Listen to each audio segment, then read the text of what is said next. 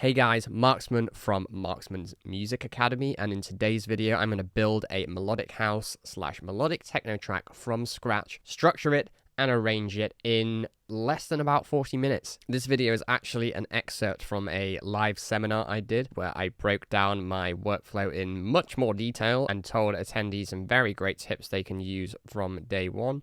So if you want to attend my next seminar, click the link in the description. Well, I do want. I had the challenge of creating something in less than 40 minutes. So yeah, this is what I came up with. Hope you enjoy. Let's jump into Ableton. Oh, but before we do, please do remember to like and subscribe. It really helps me out and helps me keep making this amazing content for you guys. So this is my template here and some little time-saving hacks I've done right here, which I mentioned. I've got all my tracks ready to go. They're all grouped. And all of the things that I might need or might want to include in my patch, I've already got them labeled, colored. You don't have to go to this level of anal detail if you don't want to, but I like to. I'm a bit OCD with the coloring system. I've already got a kick loaded up because this is how I start my track. I start with the kick first, and then I'll think of some sort of bass line. And the backbone of your track, especially in dance music, is the kick and bass. If the kick and bass don't work together, then your whole track is going to fall on its face and no one's going to dance and it's going to be a shit show. So we don't want that. So let me just find a good kick sample. Immediate thing you can do straight away to get much quicker at production is saving your instrument. So over in the left here on Ableton, you've got these or favorite collection folders or whatever you want to call them. And you can add like literally anything to them from Ableton. You can add synths, you can add drums, whatever. Like say I want to include this impulse in all good plugins, I just drag and drop, or I can use the hotkeys, pressing buttons. So like 1, 2, 3, and 4, that will add a color to them. And I can go to them. So everything that you use all the time, put them in these folders. I've got a lot of them organized. Organization is key. It's worth doing it once. I've got my own instruments folder here. So all of these are instruments or synths that I've used in the past, and they sound good and they are mixed. So whenever I finish a song, I'll save the entire chain, including the mix processing, but the synth as well. So then I can just drag and drop it into a track, and you'll see how quick and easy it is to start building ideas. So let's just find a kick in here. Let's go with this one. This one's quite a nice one, if I remember rightly. Just a little heads up, I'm going to turn this off, the sound reference thing, because pro tip right here, you don't necessarily need this, but this basically analyzed the frequency spectrum response in my room and has applied corrected EQ. I've got a big problem in the low end here because I'm in a small room, so you guys might have the same. I'd highly recommend getting this. This is Sonar works, but I'll turn it off for you so you can actually hear what's coming out of the door rather than this corrected version, which might sound pretty gross. So we've got the kick, and the first thing I will do immediately is I'm going to put it to about -10, just because you want the kick to be the loudest element in melodic house and techno, or even, to be honest, any sort of 4 to the floor element, and -10 gives you a good amount of headroom. So we've got this kick. Now let's start thinking about a bass line. I'm going to go to my saved instruments here. A little cool feature that you can do that if you've been using your collections folders is you can order by rank. It's not a default option, but if you right click up here, you can obviously order by name, type, place, whatever, but rank is really cool. And this little gray bar shows how often you use stuff. So I've been absolutely rinsing this vocal chain because I put a lot of vocals in my productions, but let's look for a bass. So I've got everything labeled here. You see bass, drums, leads, everything that I might want to use. You'll see that I've got some really stupid names like acid bass, absolute filth. They make sense to me. They might not make sense to you. There we go. Bad touch continuous. I really like this bass. There we go. So this is a Matrix 12 patch from Arturia. We won't go too heavy into the sound design here, but cool. So we got our bass sound there. And this is already set to be coming to this bass bus, which is coming out about 2.5 decibels below the kick peak. So the kick's at about -9.3. This bass is at -16, but it's got the filter closed, so pretty cool sound. Keep it quite deep for now. So this is the part where I'll start thinking about a chord progression, perhaps. So these sounds are going to work nicely together. So I might just jam and come up with them, or I could be intentional and say, I'm going to write a 6-5-1. I mentioned 6-5-1 quite a lot. What that means is I'm taking a certain scale. At the moment, I've chosen to go as D flat as my root note. That's D flat. D flat. So if I want to go do a 6-5-1, that would mean that I would go up to the 6th degree of the scale. So 1, 2, 3, 4, 5, 6. That's number 6. Then 5 would be here. And then 1's back here. So this would be a 6-5-1 in the key of E minor, B.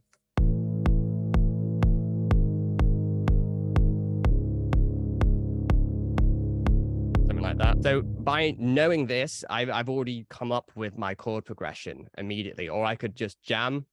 But I might go for a little different chord progression. I'll just jam for a little bit and see what sounds nice. Let's just come up with something cool. So.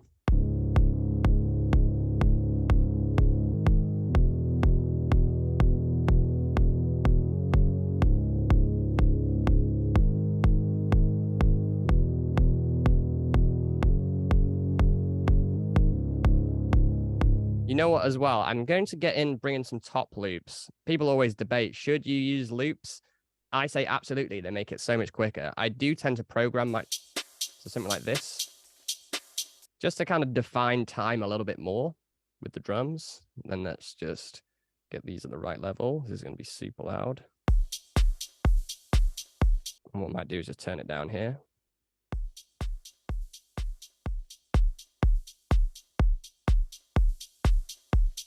There we go. That's probably enough just to define the time.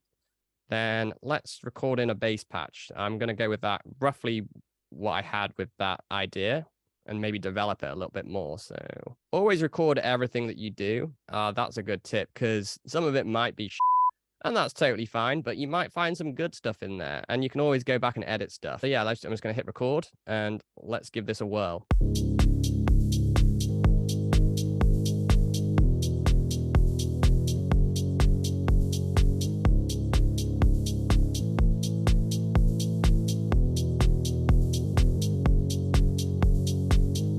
Wrong notes there, but we can always go back and edit.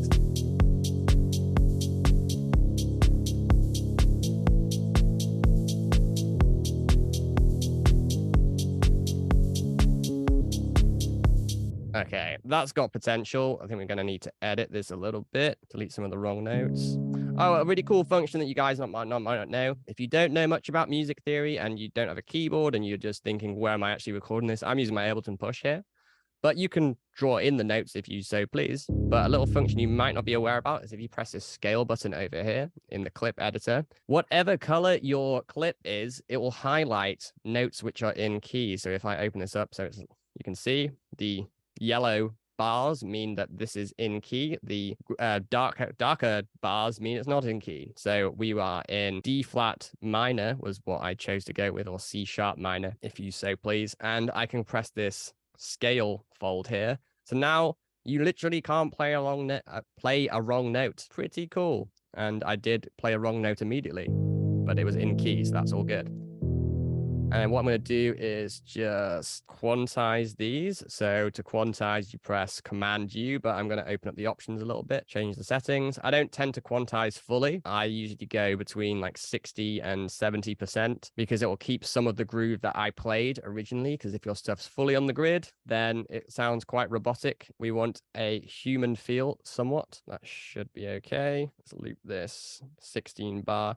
And what you see is I had this idea, okay, this bass line, it's going bum bum bum bum, then just doing that, but I'm adding in like little interesting parts towards the end to like connect the notes, but then each time it's slightly different. So I played this note before, first time, I think I did the same thing this time I went higher, then this time I had a little passing note, and then went for the final version, I went up 2 octaves to make it more interesting, rather than just doing the same thing over and over again. And this is the key to arrangement. You take an idea and develop it, and you don't have to like go super crazy, but just adding in slight variations can turn quite a boring chord progression into a really interesting one. So let's play that back. That one's at time as well. God, I cannot play in time today. Good thing I'm not in a band day.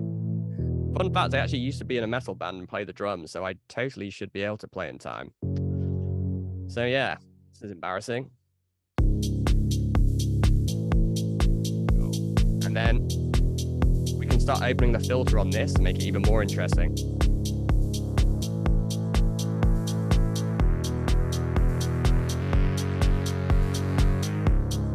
Play around with that over the course of the track. Build.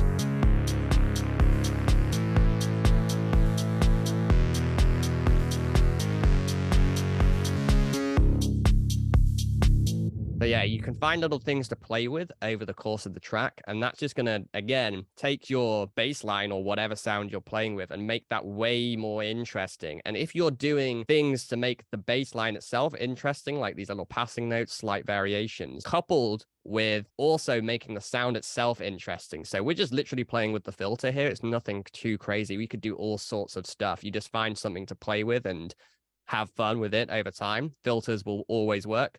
That's going to make this track way more interesting. And we've just got the bass and a simple hat loop here. So let's build a little bit more. I feel like a kind of deep, stabby bass. I'm going to use the bass I use pretty much all the time. And it's quite an interesting bass. It's actually made from a kick drum. So for you, those that don't know, a kick drum is basically a pitch bend. So if you're looking down here, this is a kick drum sample. A bass drum is a pitch bend, and then it has like tends to be a distorted fundamental sine wave. This looks more like a square wave to me, but if we cut the pitch bend off and the click, we get this nice deep plucky sound. And I've just sent that through a ton of distortion basically to make it a lot more messed up, but it tends to have a really nice sort of pluck sound. So yeah, use a kick to make a really nice pluck. I'm just going to program this in actually rather than play it in. Add a MIDI clip here and what note? Something like that. And then obviously we can't really hear it too well just yet, but I'll sort that out in a second. Just something like that, something very simple, just to have a bit more sub-bass information. And now let's try and get this to sound a little bit better. So we need to sidechain this. So on the bass group, I've grouped both basses together. Let's get the kick to pop through a little bit more. So I already have this saved, it's sidechained to the kick. So the kick's gonna come through more now. I tend to use multiband sidechain because if you're not doing sidechain at all, your kick and bass are going to clash. So the principle of sidechain is to basically use the signal from one thing to duck the other. But if you're using conventional compressor or just a normal compressor, that's going to duck the entire bass frequency. And the problem with the kicks and the basses is always in the subband. So what I've done here is with this multi-band compressor is just basically compress and duck the low band because that's where the problem is. And this is going to have a much cleaner, more transparent result, especially on the long sustained bass.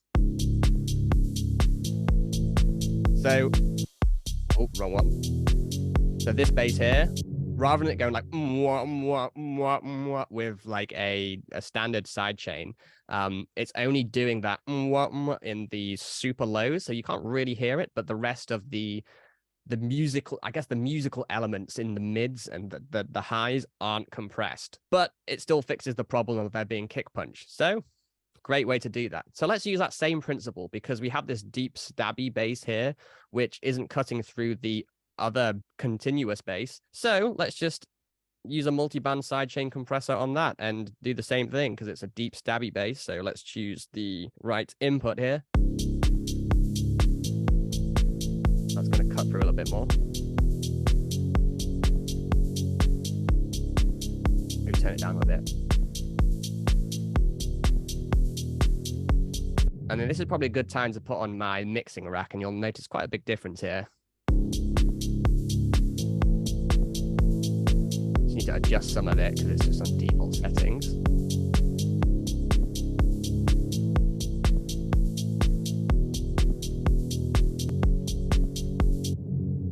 The shortcut for creating groups is you can highlight literally anything in Ableton and press Command G. That will create a group. If you're doing it to effects, that will create a effect rack. And if you press this little thing here, you can have chains. You can create multiple chains. So this can create parallel processing. So here I've got my effects, here I've got the dry chain, and I can control how wet or dry, I guess, effectively, or how loud each of these chains is. I can have as many chains as I wanted if I was absolutely wild.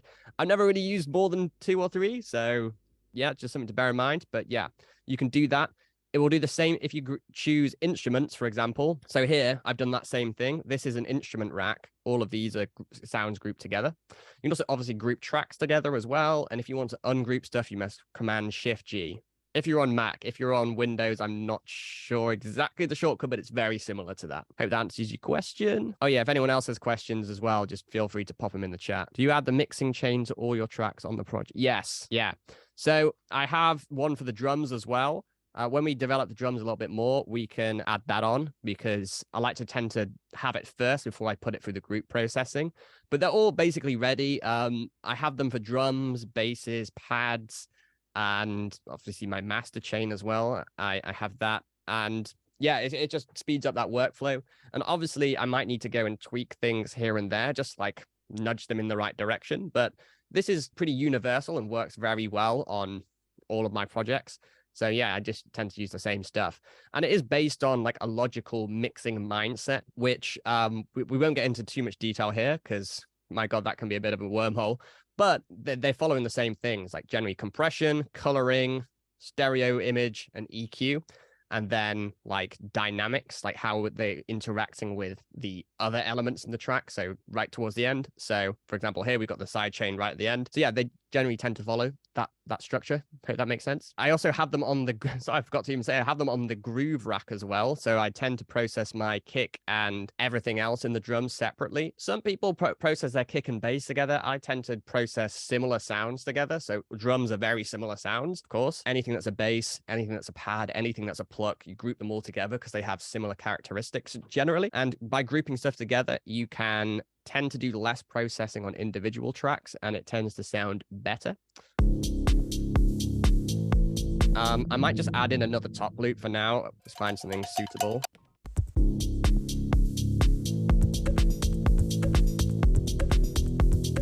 I like that one. That one works. Let's drag that one in.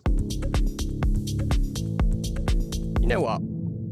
Let's do some drums as well because I've got a few drum kits saved. There we go. I didn't add it to my user library.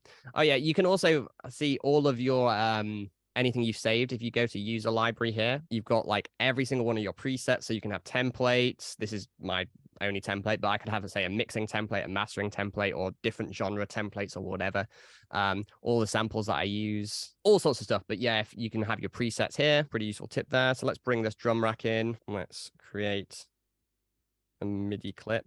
If you want to create a MIDI clip, you can highlight a area of how long you may want to make a clip and press Command-Shift-M, boom, MIDI clip. Knowing the shortcuts is very, very useful, guys. It speeds up your workflow massively. I really like the Ableton push because you can start making drum loops so quickly because it's like a sequencer as well. So all my potential drum sounds here. So I'm going to start adding them in.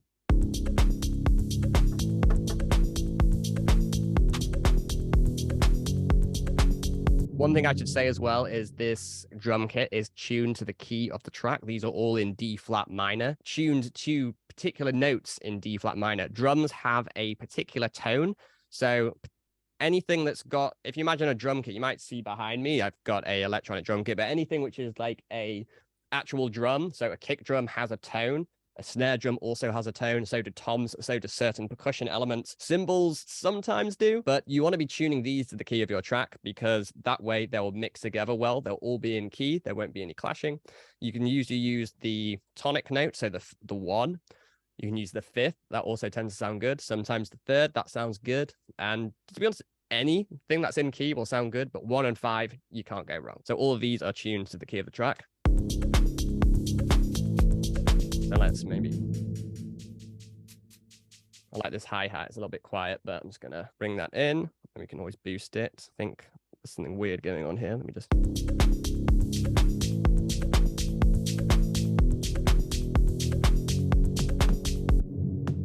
Maybe. I like this sound. Something like this. This could be nice.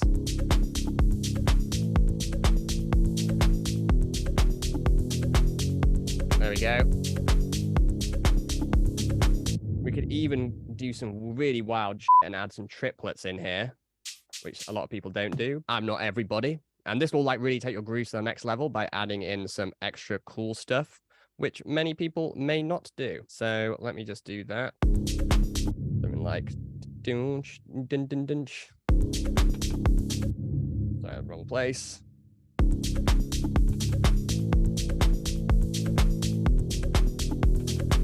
It's quite cool.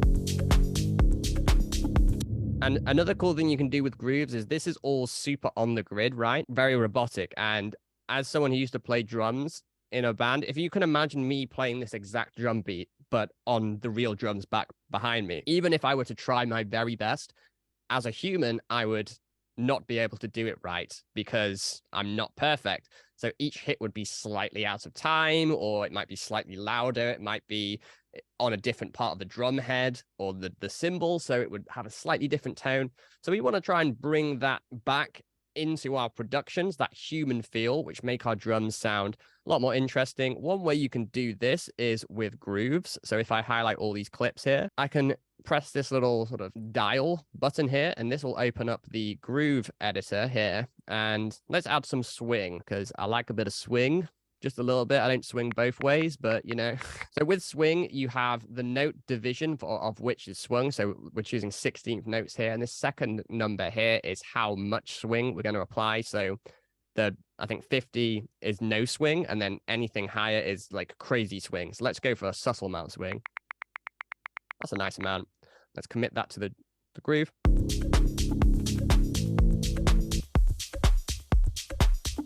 So these all now are following that same groove. But if I take that off, that's super robotic. Commit. But we don't want that. So it's quite subtle, but it just makes them a little bit more interesting.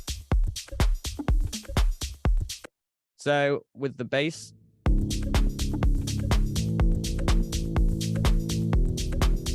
and then let's add this rack here, which is going to make the percussion sound way nicer. And it also sidechains the kick. So without it, it's making it quite a bit quieter because the compressor's too hot. So without it, it sounds like this. It adds a lot more depth. You can make it really dirty using this knob. It's a bit too much. Just a little bit of noise.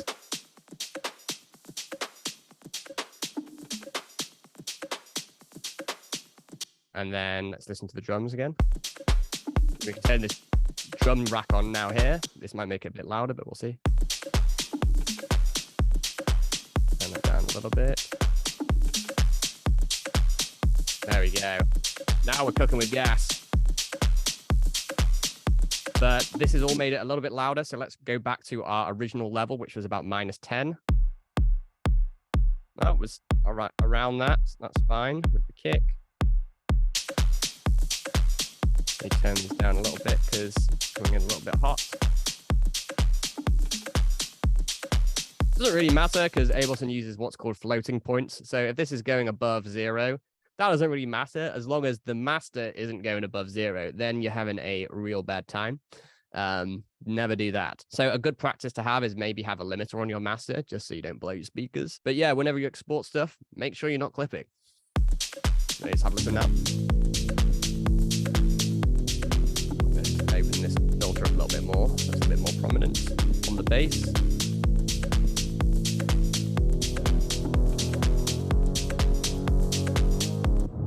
Note which is slightly off. That's really annoying me. Let's just go fix that super quick.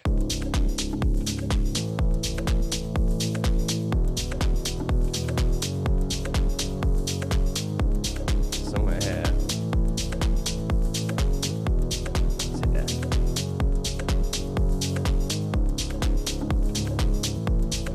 And there. Oh gosh. Okay, I think these are all fine now.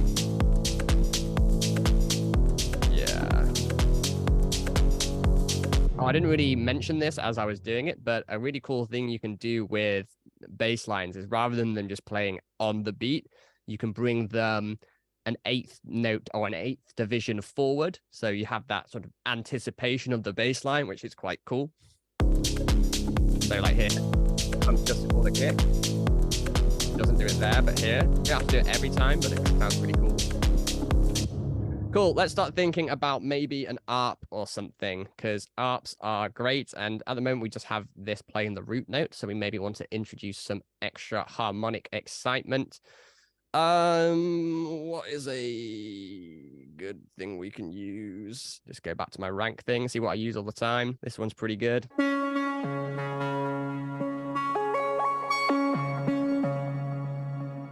So maybe dialing back the reverb on this a little bit. Maybe a bit of the delay.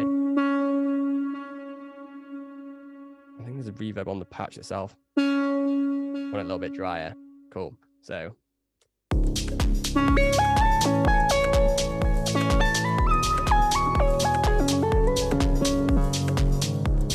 I think that fits the song very well. Let's get an arpeggiator on. Arpeggiators are so fun. I did a video on my YouTube channel, arpeggiators, if you haven't seen it, but you can use them for harmonies or even for melodies as well. But let's create like a nice sort of texture, I guess. I'm going to make a counterpoint arp, so let's do it like this. And then I might need to dial back some of the release on this. Like that. So it's a little bit more stabby. And maybe also turn the delay down on the synth as well. Sounds quite cool. So let's now play it in.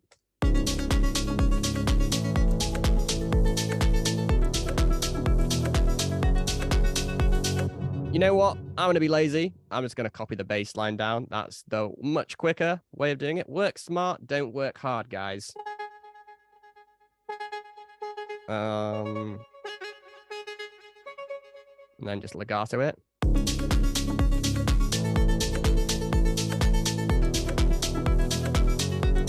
But I maybe don't want it anticipating, so I might just have it on the beat, and I'm going to be lazy and quantize it all to quarter notes, and that should bring them all in time, I think. Just have to do this manually. There are some parts of music production which aren't so glamorous, but I'm sure you guys know that.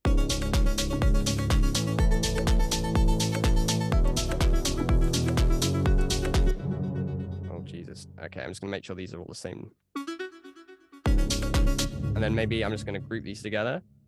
So what we're going to do here is I'm going to create what's called counterpoint arps. And with harmony, you can either have chords which follow your chord progression, okay? And that provides harmony. Or you can use what's called counterpoint. And counterpoint is where you use multiple melodies, which on their own, they're just a melody. But in summation, they create harmonies within themselves. And the master of this was Bach in classical music. Go listen to some Bach. He's absolutely phenomenal. But yeah, we're going to do some, I guess, Bach stuff here in techno. I would say that, yes, damn right, Paul. If Bach were here today, he would for sure make melodic techno. I'm pretty convinced of that. Let's get like a mid part in here. So.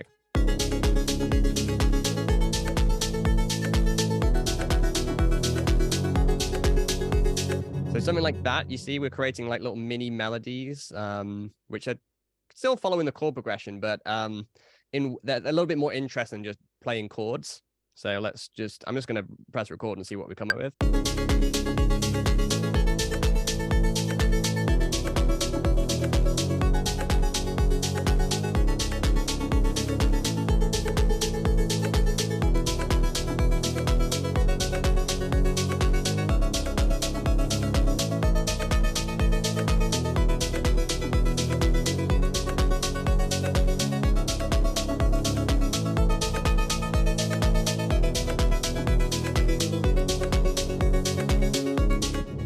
Liked the part towards the end, so let's just get rid of all that.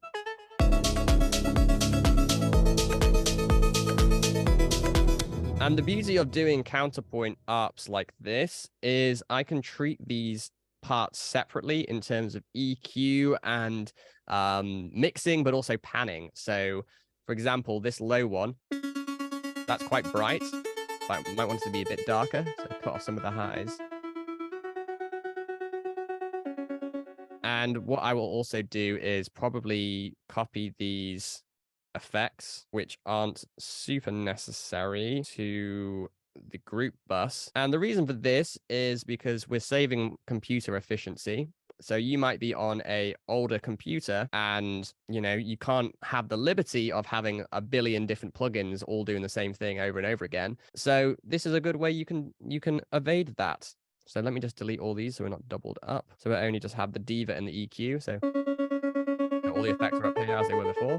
But then now just going through this group. We could add this second part in. EQ that slightly differently. I'm just going to duplicate this and let's make a high part now.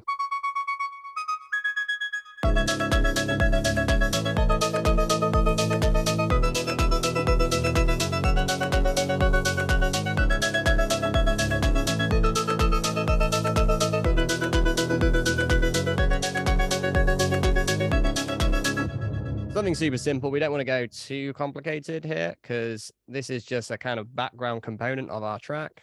How are we doing for time? Gosh, we're running a little bit out, but I'm going to go over a little bit. I'm sorry, guys. Let's get a lead component in here real quick. So let's just go have that. And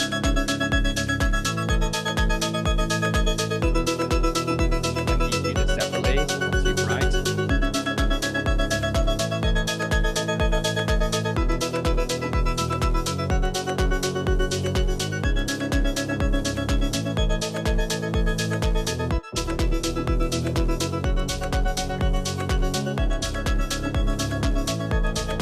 Cool. I really like that sound, so let us do it again, but use it as a little lead component here. And I'm also gonna use an arpeggiator on this, but use it in a different manner to make more of an interesting lead sound. So, where are we going? This is really pressed for time, so, but they say high pressure builds diamonds. Let's go. Cool, beautiful. Let's go 16th notes.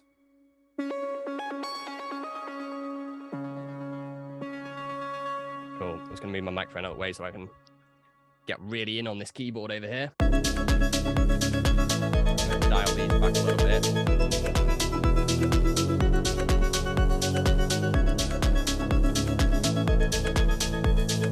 Okay, let's get a lead melody here.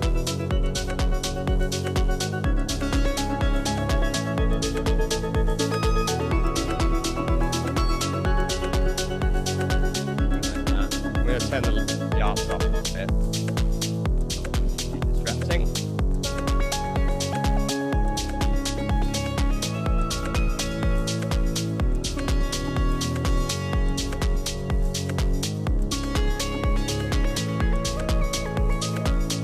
I want it to be a little bit. I think we need to turn the release down here as well. There we go. Cool.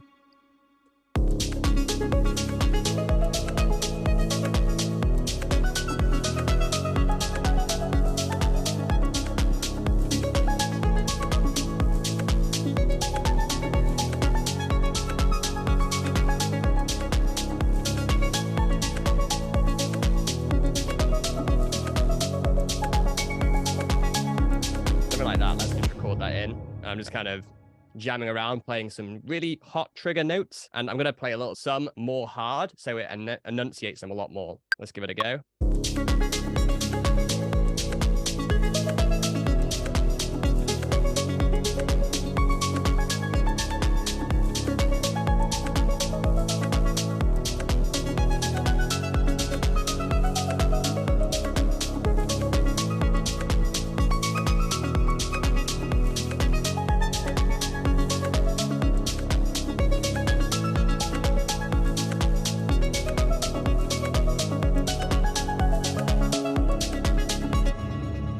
That sounds pretty cool. And I think finally, if we've got a little bit of time, I'm going to add in like a long sustained lead melody. It's like a sort of counter lead because one melody is never enough. in my opinion. Beautiful long lead for melodies. That sounds absolutely perfect. Let's see what this is saying. I don't know what it's going to be, but we'll find out. No, that's not what I'm looking for. Not that. I need like a sort of more spacey, dreamy one. Oh, there's one. This one. This tweaking. Something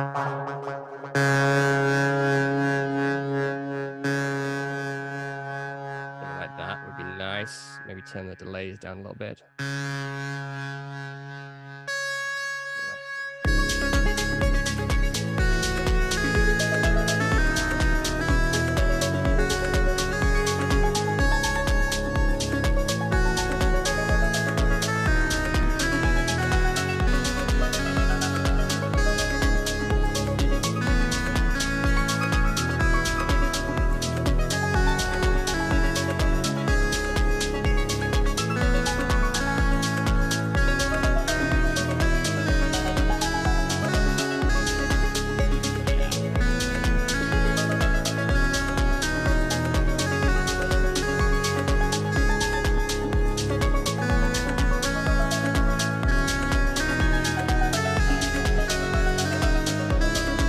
Something like that. Let's just press this capture button up there. That's a really top tip. If you forget to press record, press capture and it will get everything in there. I think that's probably usable. Let's just maybe clean this up super quick and quantize it maybe, because my timing has been very off today. I need to practice with a metronome. Jesus.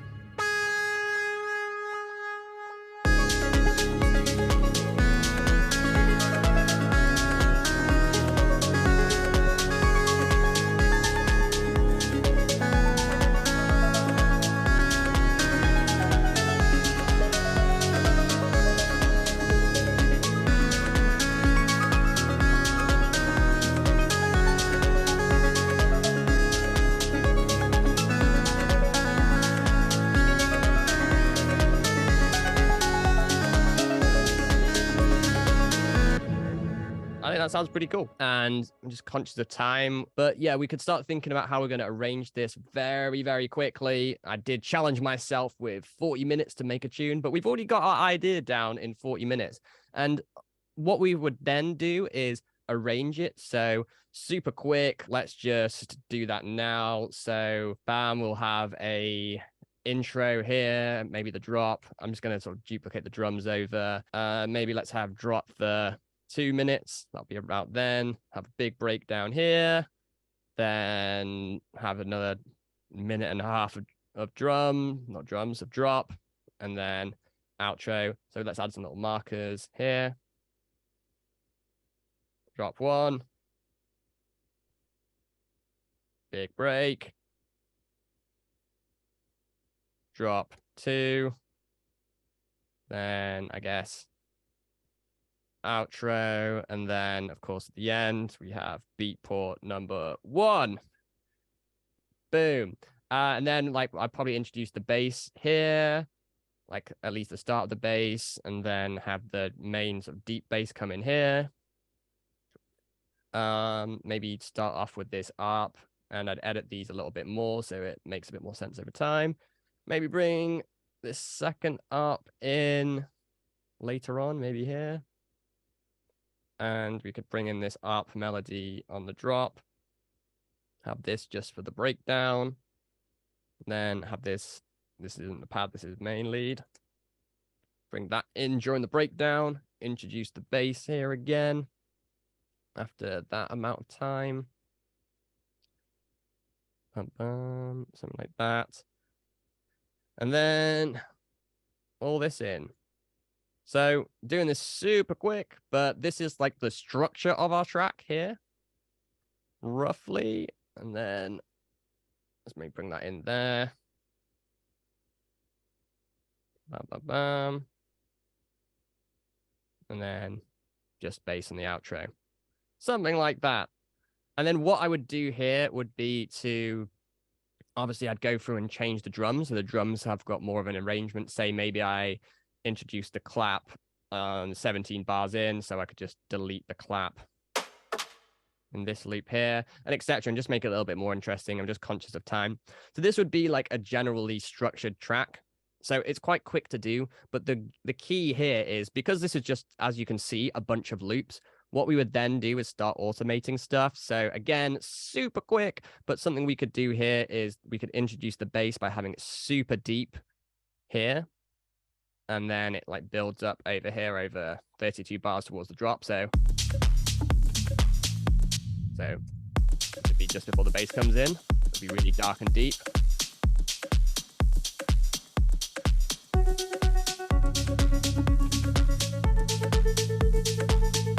Slowly build over time, and I could even start automating stuff on the speaker here, like the filter.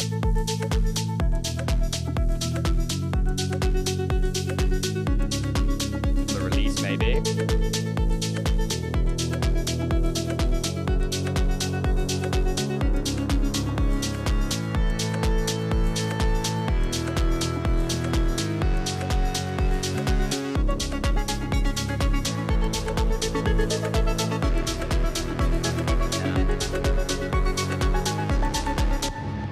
So yeah, then I work out how it would unfold over time, and I'd go and sort of do all this automation here on some of the synth sounds, especially on this lead here. So this is our main idea. So what I could do is I could play maybe with this decay, so it could sound like this sometimes.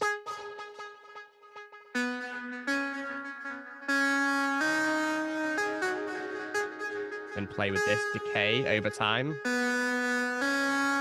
just to make it a little bit more interesting rather than just being constant. Yeah, climax, I guess.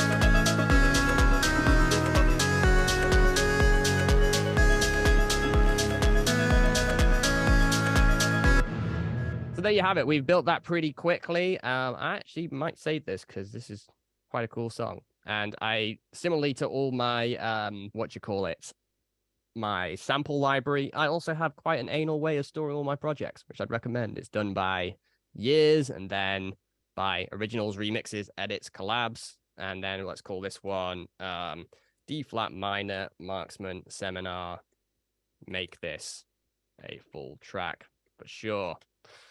What a great name that will be. Should I keep that one? I think so. I think, yeah, you can get an idea down pretty quick. And what I might do then is probably come back to this maybe tomorrow or in a few days and start doing all the nitty-gritty automation and adding in extra effects, ear candy, and all sorts of stuff. The stuff that will really take this to the next level. And yeah, and then it probably a couple more hours and we're done. So there you have it. As you can see, we came up with a pretty good idea there very quickly. Of course, it does need a little bit of extra work. I think after a couple more hours in the studio, I think this track will be ready to go. And yes, I am going to release it. So keep your eyes out for it. But I hope you enjoyed the video. I hope you learned a lot. Please do remember to like and subscribe. If you want to learn more about my production program, where I'll explain this exact workflow in detail so you can follow it step by step, but also learn and refine all of the elements in your track so that they sound professional, drop a comment below and I'll send you more information. Hope you enjoy. By the way, what should I do the next video on? Drop a comment below.